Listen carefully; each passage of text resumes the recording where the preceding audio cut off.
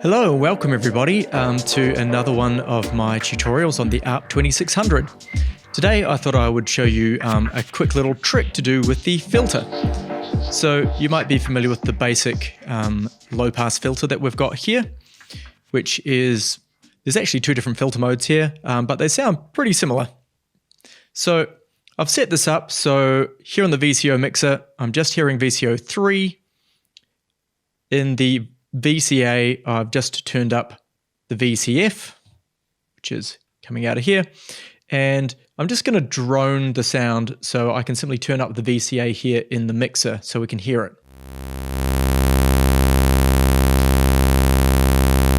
And this is what the standard filters sound like.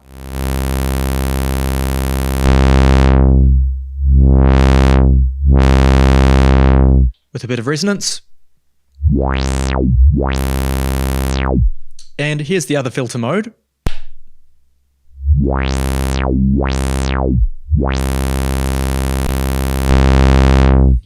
And you'll notice they sound pretty similar.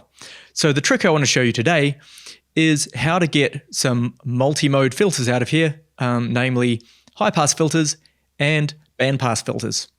So how do we do this? There's no switch here to do it, like you'd find on other synthesizers. So we're going to actually use something called phase cancellation.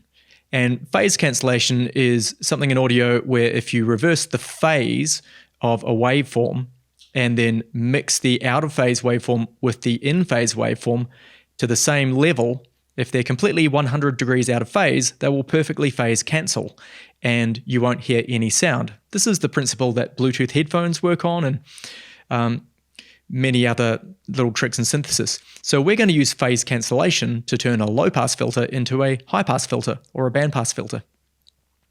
Okay, so the way we're going to do that is, first of all, I'm going to use a basic little patch chord here, and we can actually do this pretty simply without getting all this voltage processor business involved to begin with. So at the moment, what I'm getting here is VCO 3. You can see that's normaled, and that is the sawtooth wave is already coming into the VCA. So if I wanted to basically get an inverted version of that, if I come straight out of the saw wave here, it's the same waveform. Now, here in the VCA, I've actually got the second input here is normal to the ring modulator. We're not going to use the ring modulator in this tutorial. I might do another one on that later. But the fact is that the input of the ring mod here is actually phase inversed. So what that means is if we send the same signal, the saw wave, straight into the ring mod input of the VCA, it will be phase inverted. Okay, so now if I was to play a note and turn this up,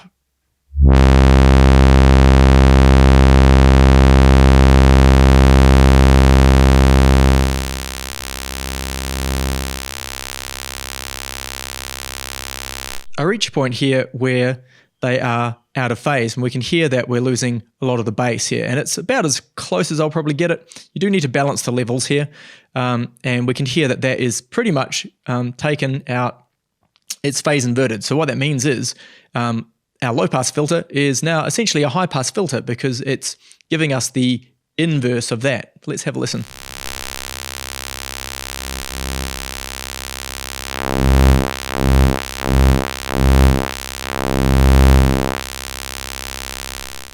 Okay, pretty easy to make a high pass filter with just one patch cable.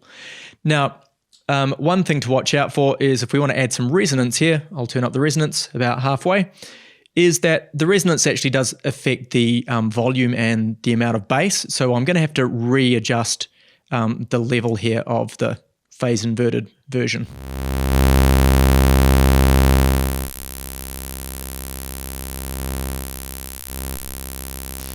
Right about there sounds about right. And now we've got a resonant high pass filter.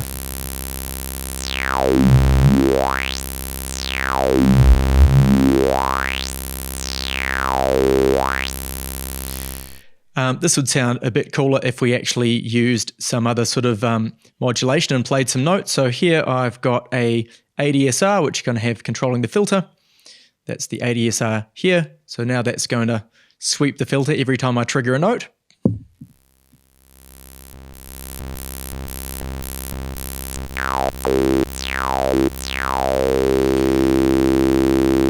And I might play a little sequence.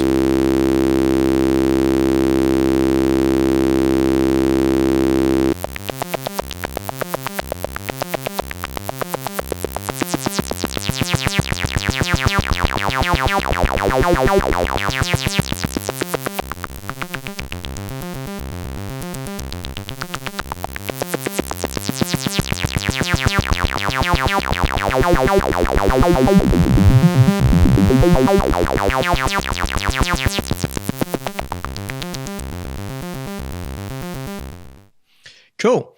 So it doesn't necessarily completely cancel out, but we get pretty close to a nice sounding resonant high pass filter.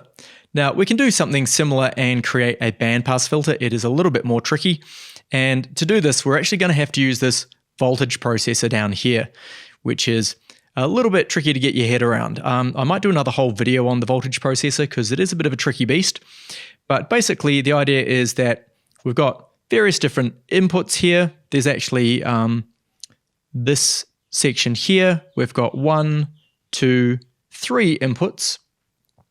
4 inputs, sorry. So there's 4 inputs for these first 2 faders, and these can be mixed together. So you can mix either audio or CV signals together, and then that gets output here, but it is actually phase inverted.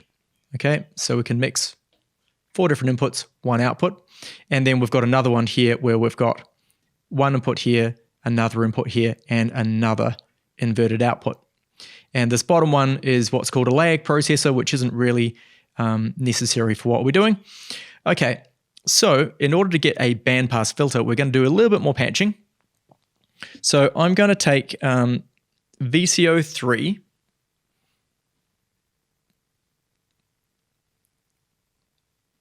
and that's already going into our ring mod here. And then I'm going to take the VCF out, which is the output of the filter. And I'm going to put that into the first input here of our voltage processor. That's number 1 here. Okay, grab another patch cable. And I want to grab the VCA output, which is basically the volume of the VCA output here. And I'm going to plug that into VP input 3, which is this one here. So we're mixing the output of the filter and the output of the VCA here. Okay, and now what I want to do is get the output of this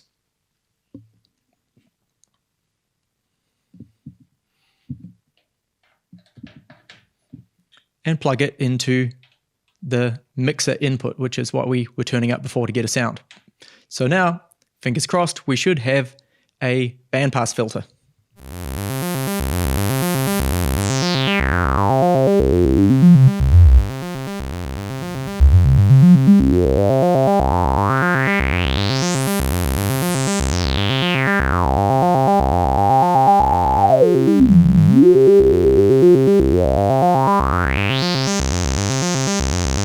Add a bit of ADSR.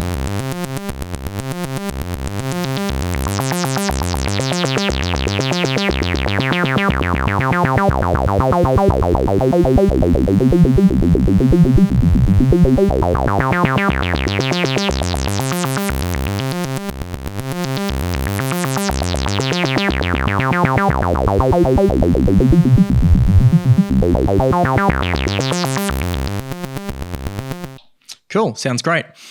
Now we could actually get a third type of filter out of this called a notch filter, which is sort of the opposite of the bandpass filter. It's going to take a little bit more patching though. So what I'm going to do is take the VCA output, which is here, and instead of going here into input number 3, what we want to do is essentially invert this output here, because the thing is that this is inverted and we want to basically re-invert it. This is a little bit confusing. I'll talk more about how this whole voltage processor works another day, but for now, I can take this and plug it into this second input here of the voltage processor. It's actually number 5 here. And then I'm going to take the output of that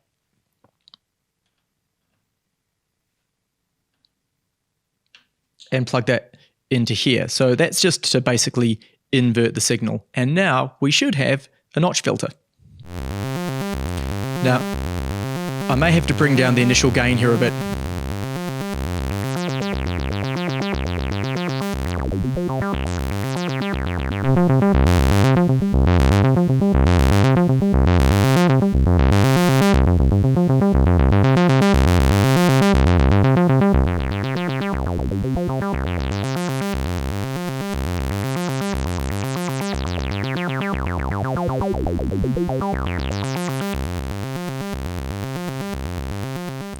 So slightly different again. So there we go. That's how we can get 4 different types of filters out of the ARP 2600 with a little bit of patching. Hope this one's been useful, and stay tuned for more ARP 2600 tutorials. See ya.